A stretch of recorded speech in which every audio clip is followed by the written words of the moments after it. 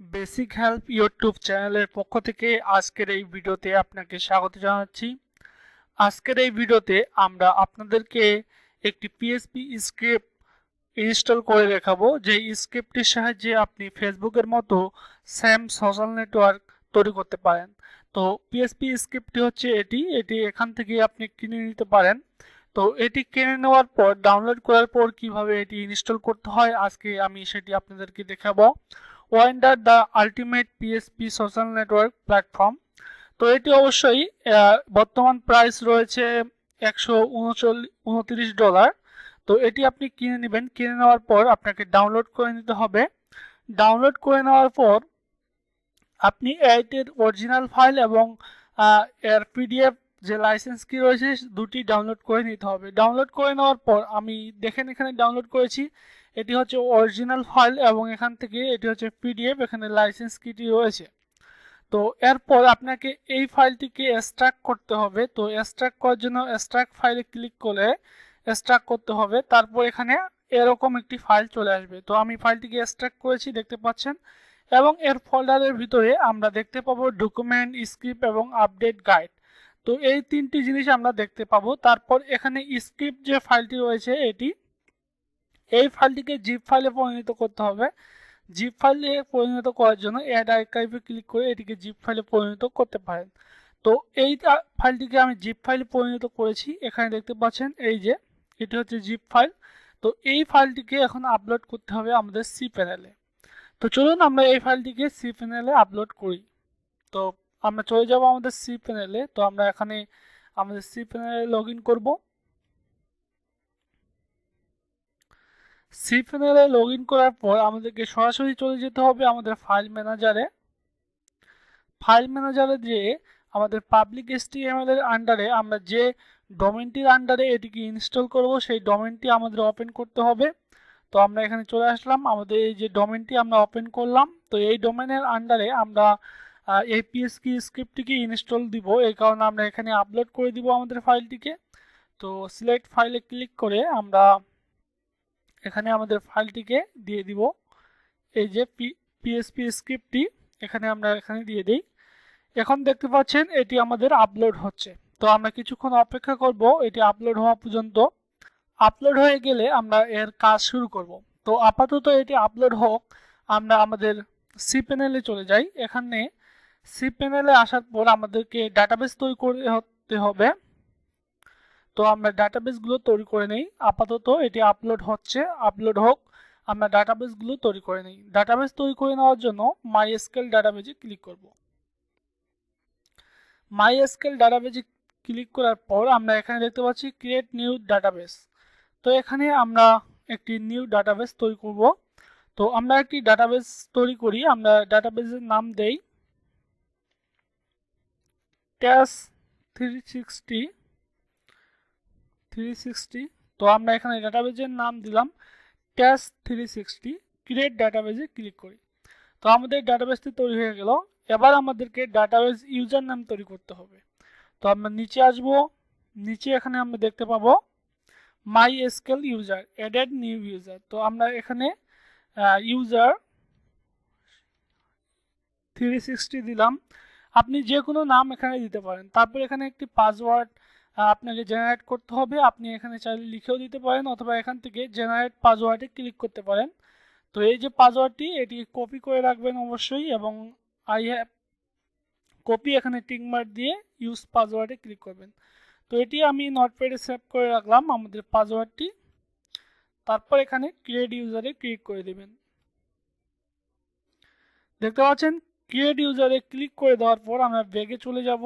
ব্যাগে চলে যাওয়ার পর আমাদেরকে যেটি করতে হবে আমরা যে ডাটাবেসটি এবং ইউজারটি তৈরি করলাম এই দুটিকে কানেক্ট করে দিতে হবে। কানেক্ট করে দেওয়ার জন্য আমরা নিচে আসব। নিচে এখানে দেখতে পাচ্ছেন অ্যাডেড ইউজার টু ডাটাবেস, এখানে আমরা আসব। এখানে আমরা ইউজার 360 এটিকে এবং ট্যাস 360 এটিকে কানেক্ট করে দেব। তারপর এখানে অ্যাডেডে ক্লিক করে দিব। অ্যাডেডে ক্লিক করে দেওয়ার পর দেখতে পাচ্ছেন এখানে অলে সিলেক্ট করে দেব এবং ম্যাক চেঞ্জে ক্লিক করে দেব। দেখতে পাচ্ছেন এটি সেভ হয়ে গেছে। তো এই দুটিকে আমরা কপি করে নেব, ইউজার এবং ডাটাবেসকে কপি করে নেওয়ার পর আমরা এখানে আমাদের নোটপ্যাডে সেভ করে দেব। এখন আমরা দেখি আমাদের ফাইলটা আপলোড হয়েছে কিনা। তো আমাদের ফাইলটি 100% আপলোড কমপ্লিট হয়েছে। তো আমরা ব্যাগে চলে যাই। ব্যাগে গিয়ে আমরা দেখতে পাবো যে এই যে আমাদের পিএইচপি স্ক্রিপ্টটি এখানে চলে এসেছে। তো আমরা এটিকে আনজিপ করব। আনজিপ করে নেওয়ার জন্য এখানে ফাইলটির উপর ক্লিক করে মাউসের রাইট বাটন ক্লিক করে এক্সট্রাক্টে ক্লিক করব এবং এখান থেকে এক্সট্রাক্ট ফাইলে ক্লিক করে দেব। তো আমরা কিছুক্ষণ ওয়েট করি ফাইলটিকে এক্সট্রাক্ট করার জন্য। দেখতে পাচ্ছেন আমাদের ফাইলটি এক্সট্রাক্ট হয়ে গেছে এখানে। তো আমরা এটিকে ক্লোজ করে দিব। ক্লোজ করে দেওয়ার পর দেখতে পাচ্ছেন স্ক্রিপ্ট নামে একটি ফোল্ডার চলে এসেছে। এই ফোল্ডারটি আমরা ওপেন করব এবং এই যে ফাইলগুলো রয়েছে এই ফাইলগুলো অল এ সিলেক্ট করব এবং এখান থেকে রাইট বাটন ক্লিক করে মুভে ক্লিক করব এবং আমাদের মেইন ডোমেনে স্ক্রিপ্ট এখানে /স্ক্রিপ্ট রয়েছে এখানে এটিকে কেটে দিয়ে আমরা এটিকে মেইন ডোমেনে মুভ করে দেব। তো দেখতে পাচ্ছেন এই যে আমাদের মেইন ডোমেনে মুভ হয়ে গেছে। তো আমরা এখন যদি এটিকে রিলোড করে দেখি তো তাহলে আমরা চলে যাব। দেখতে পাচ্ছেন এখানে ইনস্টল হওয়ার জন্য আমাদেরকে ইনস্টল পেজে নিয়ে গেছে। ইনস্টল পেজে যদি আপনাকে না নিয়ে যায় তাহলে আপনার ডোমেন নেম /ইনস্টল লিখে যদি আপনি এন্টার করেন তাহলে এই পেজে আপনাকে নিয়ে আসবে। এখন আপনাকে যেটি করতে হবে এখান থেকে আই এগ্রি বাটনে ক্লিক করতে হবে এবং এখানে কন্টিনিউ বাটনে ক্লিক করতে হবে। তারপর আপনার সব কিছু যদি ঠিক থাকে তাহলে এই যে স্ট্যাটাসে আপনি দেখতে পাবেন এগুলো সবগুলোতে টিক মার্ক দেওয়া থাকবে। তারপর আপনাকে নেক্সট বাটনে ক্লিক করতে হবে। তো নেক্সট বাটনে ক্লিক করার পর এখানে আপনাকে পারচেজ কোড, এখানে আপনার হোস্ট নেম এবং user name, password, database name, URL এগুলো আপনাকে পূরণ করতে হবে। তো এগুলো আমি আপনাদেরকে পূরণ করে দেখাচ্ছি। এখানে দেখতে পাচ্ছেন এসকিউএল হোস্ট নেম, এখানে আপনাকে দিতে হবে লোকাল হোস্ট। তো দেখতে পাচ্ছেন আমরা এখানে দিলাম লোকাল হোস্ট। তারপর হচ্ছে মাইএসকিউএল ইউজার নেম। তো আমরা যে ইউজার নেমটি তৈরি করেছিলাম সেটি আমরা নোটপ্যাডে সেভ করে রেখেছি। দেখতে পাচ্ছেন এটি ইউজার। তো আমরা এখান থেকে এটি ইউজারকে কপি করব। কপি করে আমরা এখানে ইউজার নেমটি পেস্ট করে দেব।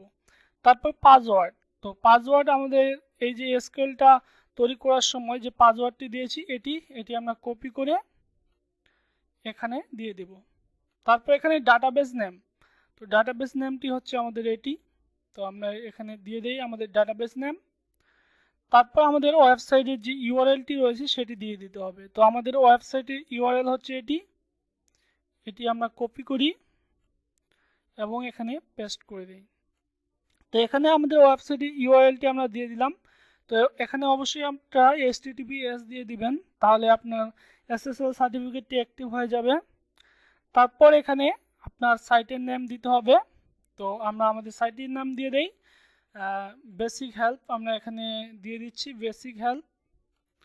তো বেসিক হেল্পের সাইটের টাইটেল বেসিক হেল্প ভিডিও। তো আমরা এখানে টাইটেল দিলাম বেসিক হেল্প ভিডিও। তো এগুলো আপনারা চেঞ্জ করতে পারবেন পরবর্তীতে। তারপর আপনার ইমেল অ্যাড্রেস, তো আমরা এখানে ইমেল অ্যাড্রেস দিয়ে দিলাম। তারপর এখানে অ্যাডমিন ইউজার নেম, তো আমরা এখানে আমাদের অ্যাডমিন ইউজার নেম দিয়ে দিলাম। তারপর অ্যাডমিন পাসওয়ার্ড, তো এখানে আমরা আমাদের পাসওয়ার্ডটি দিয়ে দিই। তো এখানে আমরা আমাদের অ্যাডমিন পাসওয়ার্ডটি দিয়ে দিলাম।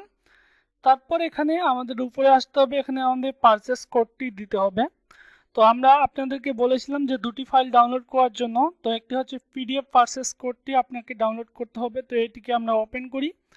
এখানে আমাদের কোডটি রয়েছে।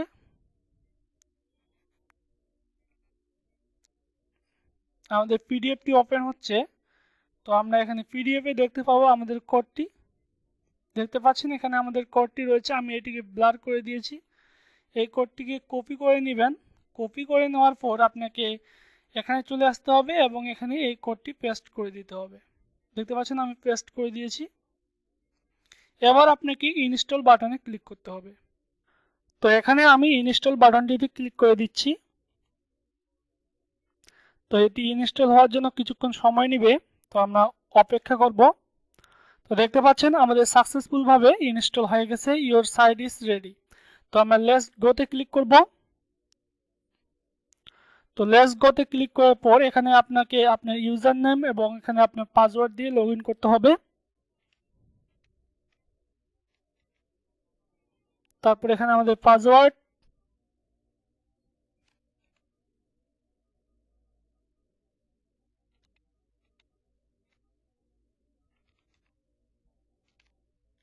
এখানে লগ ইন বাটনে ক্লিক করতে হবে। তাহলে দেখতে পাচ্ছেন এখানে আমাদেরকে সাকসেসফুল ভাবে লগ ইন করে দিচ্ছে। তো সাকসেসফুল ভাবে আমরা এই স্ক্রিপ্টটি আমাদের এখানে হোস্টিংয়ে ইনস্টল করতে পারলাম, এবং এখান থেকে পরবর্তী ভিডিওতে আমি দেখাবো কিভাবে এর সেটিংগুলো করবেন, কিভাবে আপনি এখানে পোস্ট করবেন, কিভাবে থিম চেঞ্জ করবেন, এগুলো আমি পরবর্তীতে দেখাবো। তো আজকের ভিডিওটি এই পর্যন্তই। ভিডিওটি যদি ভালো লেগে থাকে তাহলে অবশ্যই লাইক করুন, কমেন্ট করে জানান আপনি কি সম্পর্কিত ভিডিও দেখতে চান, এবং আমাদের চ্যানেলটি সাবস্ক্রাইব করে অবশ্যই আমাদের সাথে থাকবেন। ধন্যবাদ সবাইকে।